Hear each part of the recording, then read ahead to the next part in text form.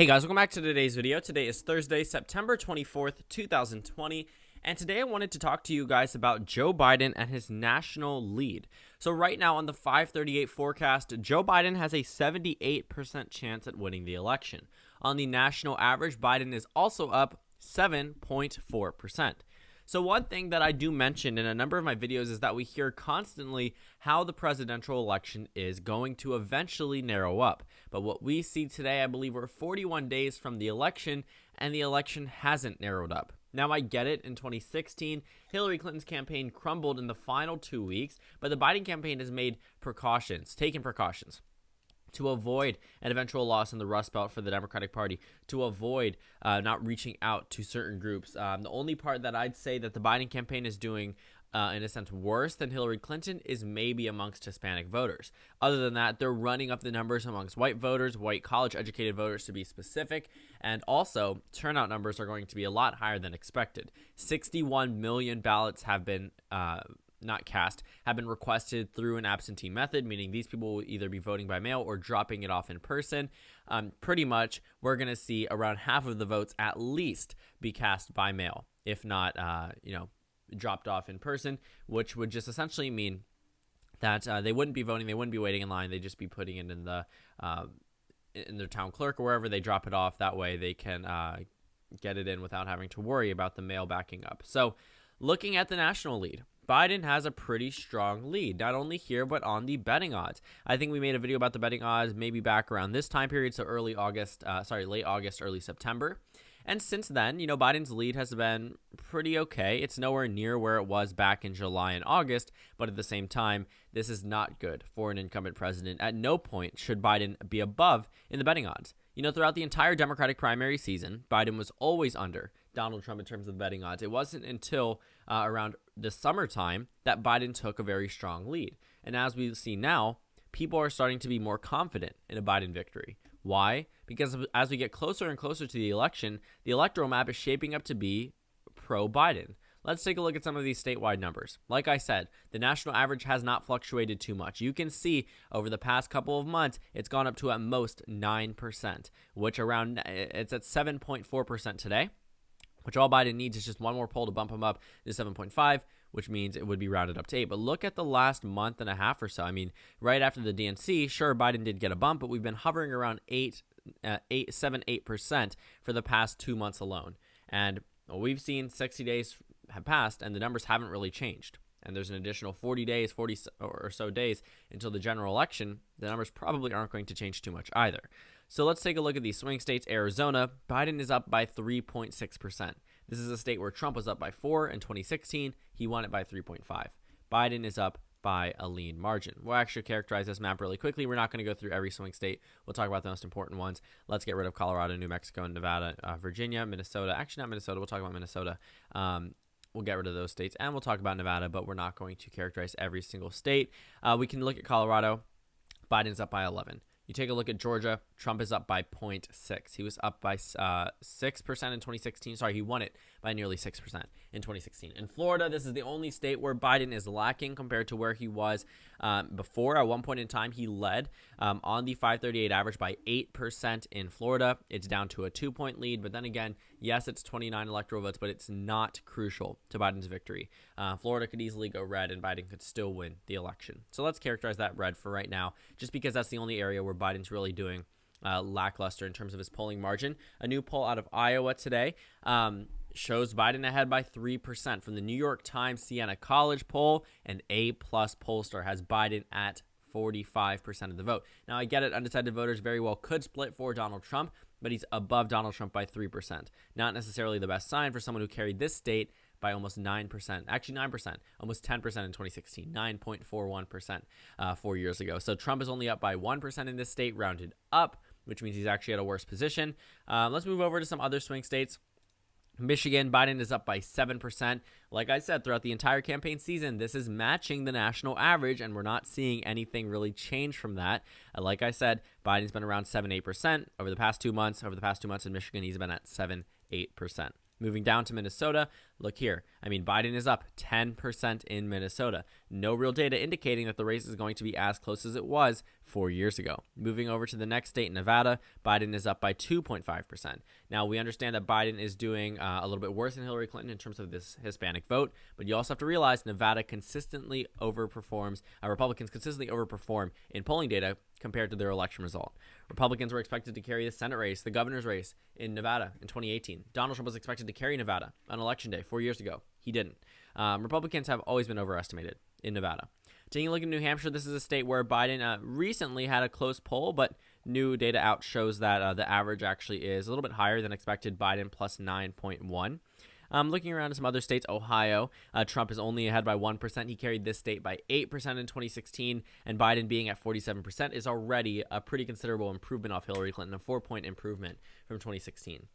May not be enough to win the state, but it may be surprising to see that Ohio has been correct for 60 years. 6 decades, 60 years, Ohio has been correct and correctly voted with the presidential election winner, which means they've survived roughly 15 elections being correct consistently, not wrong once in 60 years. So this election, it could end up being wrong. And that would mean that it would break the streak. But at the same time, I don't think Trump should be too confident in where he is in Ohio right now. Let's take a look at the margin. Yes, it is expected to go to Trump, but it's the last Republican state. Look at that forecasted vote share, a 0.4% margin. I think that these 2016 margins were not a testament to the Democratic Party themselves, but to Hillary Clinton as a candidate. The entire country moved to the right, while some states did move to the left. I will say this election, the entire country is going to be moving to the left. There's not too many likely scenarios where Trump wins more electoral votes than what he did just 4 years ago. So 306 seems to be the max for Donald Trump, but it doesn't look like we're going to get there. Take a look at some of these battleground states. You see Georgia is also very close, within 2 percentage points. Iowa is within 3 percentage points. It was a 9-point victory in Iowa in 2016. It was a 6-point victory in Georgia in 2016. Ohio was an 8-point victory. And now Ohio is the closest state. Biden has a 48% chance at winning here. 48%. 48% in a state that's 18 electoral votes. It's not crucial to Biden's victory, nor is Florida, nor is Georgia, nor is North Carolina, nor is Texas, but he's leading. He's not leading. He's doing very well in Ohio. It's possible. A 48% chance is nothing compared to, nothing to laugh at. The Republican Party should be very worried that they could lose Ohio at any instant. The fact that Biden's leading in North Carolina right now, he doesn't need it. The fact that he's competitive in Georgia within 2% in this battleground state, expected to carry Florida by the 538 average. So just there alone, if there's just a marginal improvement for Joe Biden, he wins Ohio, he wins North Carolina, he wins Florida, he wins Georgia, and that's pretty substantial. So looking at this election forecast, you can see why the Republican Party should be very worried about where they stand today. And, this notion that Joe Biden's lead is decreasing is absolutely false. He's leading in North Carolina. He's leading in Florida. Let's take a look at North Carolina, actually. In North Carolina, let's go ahead and see. It's not going to load, or maybe it will load. Biden is up 1.4%. We can see that in almost all of the recent polls, Biden has been leading. Yes, it's a small margin, but nobody expected North Carolina to be a blowout for Biden. And I do think that Donald Trump still may be the favorite, according to my projection, but based off 538's forecast and the 538 polling average, who am I to argue with data at this point? Obviously, there are a number of other factors than just polling data, but, following Ruth Bader Ginsburg's passing, the Democratic Party is going to come out in absolute full force, because what we're going to see is that there actually may be some of these Green Party voters that didn't think 2016 was an existential crisis that are thinking 2020 absolutely is. Because yes, progressives may be angry that Biden is the nominee, but could you imagine them trying to figure out a way to pass any type of legislation when there's a 6-3 conservative majority on the Supreme Court, with no possibility of even getting in new Supreme Court justices in 2020? So we're going to see a coalition around Joe Biden of all of the Democratic primary voters, and the Green Party will absolutely get less votes than what they carried 4 years ago, and that's actually a low bar. They only carried 1% in 2016. So the Green Party probably won't get too much attention this election season. Neither will the Libertarian Party. We don't really see too many let them debate type comments that we saw in 2016, just because in 2016, Gary Johnson and Jill Stein were polling very well, didn't perform too well, but were polling very well. compared to their 2012 election results. They both ran in 2012 as well, but neither of them are running this election. So there's no top names on either party side. But looking at these battleground states, Biden is doing well, even in Texas. This is a state that Trump carried by 9% in 2016. Prepare yourself for this margin. Trump is only up by 1%. 1.2% to be exact. He was up 12% on election day. So if I was to take the shift in polls from 2016, I would actually have to give Biden Texas. That's insane. It's Texas. It's 38 electoral votes, and it's within a percentage point, which means all Biden needs is to outperform, his outperform these numbers on your screen, and it's not super impossible to see. But I don't think Texas is going to go blue. But at the same time, I just think that it's worth noting that Trump is doing bad in a number of these states. To put it plainly, bad is the best word for it. He's doing bad in a number of these states. Biden is doing very well in swing states. Yes, Trump may be leading in Ohio. He may be leading in Iowa. He may be leading in Georgia and Texas. But what are those margins? 1%, 2%? Biden's leading in Michigan by 7%. He's leading in a number of other battleground states. Wisconsin, which was the largest margin of victory out of all three of those Rust Belt states, Biden is up 7%. Now, the closest, surprisingly, is Pennsylvania.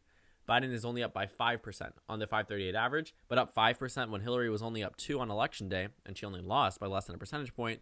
I think the Biden campaign should be pretty happy with those numbers. So that's pretty much it for this video. I just wanted to outline why I think that Biden's numbers have not really changed too much. We're not really looking at a narrowing election at this point. Obviously, an October surprise will likely come through, but until then, it is possible that Biden retains his 6, 7, possibly 8-point lead nationally, which means that these are the numbers on election day.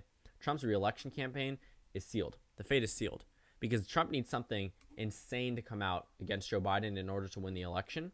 And looking at the Hunter Biden results from the Republican inquiry today, it doesn't look like he's going to be able to use his family against him this time around either. So there's a number of things that the Trump campaign is losing in terms of ammunition. And as the COVID cases pile up, as we're looking at the economy not recovering as greatly as it should be, the Democratic Party has a lot of ammunition and a lot of energy on their side. They already brought over the 2018 midterm elections, and now the Supreme Court is at stake for them. And they are going to be bringing in money that we haven't seen before. We are going to see a turnout in levels that we haven't expected in the past. And also, minority turnout is likely to be at an all-time high. When we're talking about civil liberties and the Black Lives Matter movement, we're going to see increased black turnout, but not only black turnout, Hispanic turnout, Asian turnout, all minority groups. And while white voters may turn out at a higher rate as well, you also have to realize Biden is doing substantially better than Hillary Clinton in terms of white voters. So he's on track to do very well this election. So thank you guys so much for watching this video. Make sure to comment down suggestions below. Subscribe on the left if you haven't already, and check out the Instagram and Twitter. At the bottom left of the screen, there's also a Discord link for you to go ahead and join. Check out the merch in the description below, and please consider joining as a member on my channel. On the screen, there's a video you can watch and then a playlist for my 2020 election videos. Again, thank you guys so much for watching, and I will see you all later today.